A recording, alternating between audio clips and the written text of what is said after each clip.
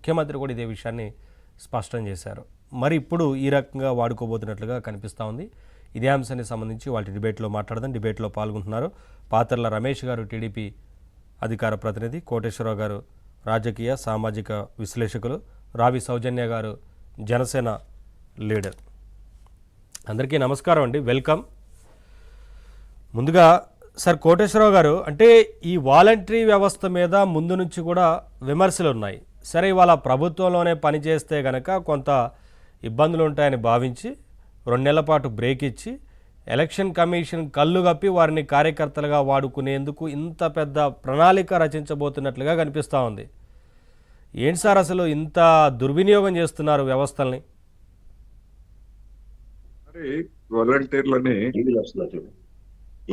వాళ్ళ బాధ్యతల నుంచి తప్పించిన తర్వాత వాళ్ళు ప్రైవేట్ వ్యక్తులుగా మారిపోతారు. ప్రభుత్వానికి కానీ లేకపోతే పాలనా వ్యవస్థలో వాళ్ళకి ఎలాంటి సంబంధం ఉండదు. అందువలన వాళ్ళని ఎట్లా ఉపయోగించుకుంటారు ఏమిటి అనేటువంటిది అది వేరే అంశం. వాలంటీర్లుగా ఉంటూ ఇప్పటి వరకు వచ్చినటువంటి ఆరోపణలు ఏమిటంటే దుర్వినియోగం చేసి లేదా సంక్షేమ పథకాలని ఆశపెట్టి అధికార పార్టీకి అనుకూలంగా మారుస్తున్నారు వాలంటీర్లు అనేటువంటి విమర్శలు అనేటువంటి వాటికి స్వస్తి పలుకు. ఇక ప్రైవేటుగా ఆ వాలంటీర్లను నియమించుకుంటారా లేకపోతే వేరే వాళ్ళు నియమించుకుంటారా? ఎందుకంటే వాలంటీర్లు అంటే ఇక్కడ ఎందుకంటే వాళ్ళ జనం ప్రతి 50 కుటుంబాలకి ఒక వాలంటీర్ ఉన్న కారణంగా ఎవరు ఏమిటో అనేటువంటిది ఈ 4 సంవత్సరాల్లో వాళ్ళందరికీ బాగా తెలిసినటువంటి అంశం. అందువలన వాళ్ళని సహజంగానే ఉపయోగించుకోవడానికి ప్రయత్నిస్తారు. దాన్ని అడ్డుకోవడానికి సాంకేతిక పరంగా కానీ లేదా చట్టపరంగా కానీ ప్రతిపక్షాలకు ఉన్నటువంటి అవకాశాలు ఏమిటి అంటే, నాకు తెలిసినంత వరకు ప్రతిపక్షాలు కూడా ఏమీ చేయలేవు. ఎందుకంటే వాళ్ళు ఏదైనా విధుల్లో ఉండి అక్రమాలకు పాల్పడితే అది వేరే అంశం.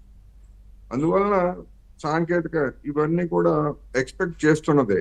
ఎందుకంటే ఎన్నికల కమిషన్ ఇటువంటి వాటికి సంబంధించి ఎక్కడైనా అంటే మొత్తం అన్ని గ్రామాల్లో లేదా అన్ని పట్టణాల్లో నిఘా పెట్టి చేయడం సాధ్యం కాకపోయినా కొన్ని చోట్ల కానీ అటువంటి దొరికితే మొత్తం వ్యవస్థలంతటిని కూడా ఇబ్బంది పెట్టేటువంటి అవకాశం ఉంది కనుక ఆ విధమైనటువంటి బహుశా ఈ 2 నెలల లేకపోతే 3 నెలల ఎంతకాలం అనేటువంటిది అది వేరే అంశం అయినప్పటికీ ప్రైవేటు సేవలకి లేదా వాళ్ళు డబ్బు ఇచ్చి కానీ లేదా ఇప్పటి వరకు ఇచ్చినటువంటి ప్రతిఫలాన్ని తీసుకొని మేము ఎంతకాలం మీకు ఫలానా మేళ్లు చేశాం కనుక మీరు మళ్ళా మాకు ఎన్నికల్లో పనిచేయండి, ఆ తర్వాత మీకు ఇస్తాం అనేటువంటి 2 నెలల పాటు వారు నిధుల నుంచి ఇస్తారేమో, శాలరీ ఇచ్చి పని చేయించుకునేందుకే ప్రణాళికలు చేస్తున్నారు.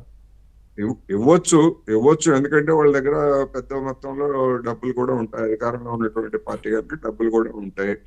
ఎందుకంటే ఎమ్మెల్యేలుగా పోటీ చేసేవాళ్ళు, ఎంపీలుగా పోటీ చేసేటువంటి వాళ్ళు పెద్ద మొత్తంలో డిపాజిట్ చేయమని కూడా వాళ్ళు డిమాండ్ చేశారు. అది గతంలో ఆ విధంగా చేశారు అనేటువంటి కూడా మనకు తెలిసింది. అందువలన ఆ మొత్తాలతోటి వాళ్ళని బ్రైబ్ చేస్తారు, లేకపోతే వాళ్ళని కార్యకర్తలుగా వాడుకుంటారు, ఏమైనా చేయడానికి అవకాశం ఉంది. అయితే ఇక్కడ మనం గమనించాల్సింది ఏంటంటే ఈ ఉద్యోగం కాదండి, దీనికి భద్రత ఏంటి? మరి ఇప్పుడు వారు విధుల నుంచి తొలగించబడినట్లే కదా, ఇక వారికి ఉద్యోగం లేనట్టే. డెఫినెట్ గా అది ఉద్యోగం కాదు, వాలంటీర్ వ్యవస్థ. అది ఎంప్లాయ్మెంట్ కాదు. అది ముందు మనం అంటే సాంకేతికంగా మనం మాట్లాడుకునేటప్పుడు వాలంటీర్ వ్యవస్థని ఒకసారి రద్దు చేసిన తర్వాత లేదా సస్పెండ్ చేసిన తర్వాత వాళ్ళు ఇంకేమాత్రం వాలంటీర్లు కాదు, లేదా పాలనలో వాళ్ళ స్వచ్ఛంద సేవలు కానీ లేకపోతే మరొకటి కానీ ఏమీ ఉండవు. అది అది అది అది స్పష్టం. ఎందుకు అంటే అటువంటిది ఏదైనా ఉండేట్లయితే అధికార దుర్వినియోగానికి పాల్పడుతున్నారు అనేటువంటిది ప్రభుత్వం మీద పాలక పార్టీ మీద వస్తుంది కనుక దాని నుంచి తప్పించుకోవడానికి ఈ విధమైనటువంటి ఏర్పాటు చేస్తున్నారు. అందువలన సాంకేతికంగా చూసినప్పుడు అధికార పార్టీని కానీ ప్రభుత్వాన్ని కానీ ఎన్నికల కమిషన్ కానీ లేదా కోర్టులు కానీ ఏ విధంగానూ జోక్యం చేసుకునేటువంటి అవకాశాలు అయితే ఉండవు చట్టపరంగా చూసుకున్నప్పుడు. ఎందుకంటే మాకేం సంబంధం లేదు, వాళ్ళు వాలంటీర్లు కాదు. వాళ్ళు ఏం చేసుకుంటారు, ఎవరికి మద్దతు ఇచ్చుకుంటారు ఏమిటనేటువంటిది వాళ్ళ వ్యక్తిగతమైనటువంటి అంశం అని తప్పించుకోవడానికి అవకాశం. అందువలన డెఫినెట్ గా చేస్తారు. నేను చెప్పబోయేది ఏంటంటే ఇవాళ రాష్ట్రంలో రాజకీయ వాతావరణం రోజు రోజుకి మారుతూ ఉంది.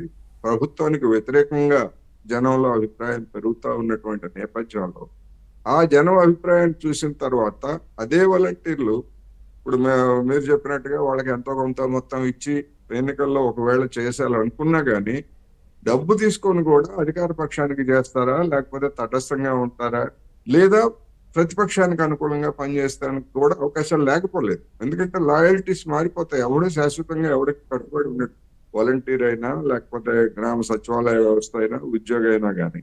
అందువలన ప్రయత్నం చేస్తారు, అధికారంలో ఉన్నటువంటి పార్టీ ప్రయత్నం చేస్తుంది. కానీ అటువంటిదేమి ఆ పార్టీని రక్షించలేవు అనేటువంటి గమనించాలి. ఎందుకు అంటే మనకి గతంలో జన్మభూమి కమిటీల పేరుతోటి లేదా ఇతరత్ర పేరుతోటి తెలుగుదేశం పార్టీ కూడా తనకు అవసరమైనటువంటి క్యాడర్ ని ఎన్నికల్లో పనిచేయడానికి లేదా పార్టీ కోసం కొంతమందిని తయారు చేసుకుంది. కానీ వాళ్ళు ఎవరు కూడా 2019